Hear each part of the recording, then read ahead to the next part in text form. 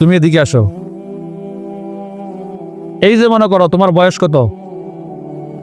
12 বছর বয়স।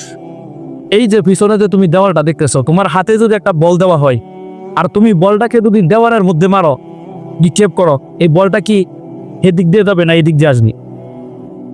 এটা বাড়ি গিয়ে এদিক দিয়ে চলে আসবে। এই যে তুমি জীবনে যে বড় হইতেছ, এখন তোমার বয়স 12 থেকে নিয়ে 16 বছর হবে, 16 বছর থেকে নিয়ে 20 বছর হবে, 30 বছর হবে, 40 বছর হবে।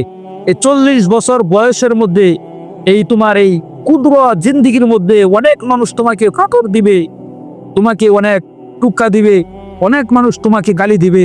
অনেক মানুষ, যদি তুমি ইসলামের পথে চলো, মাথায় যদি টুপি লাগাও, নবীর সুন্নাত যদি তুমি গায়ে দেও, অনেক মানুষ তোমাকে নিয়ে হিংসা করবে, ঠাট্টা করবে, বিদ্রুপ করবে।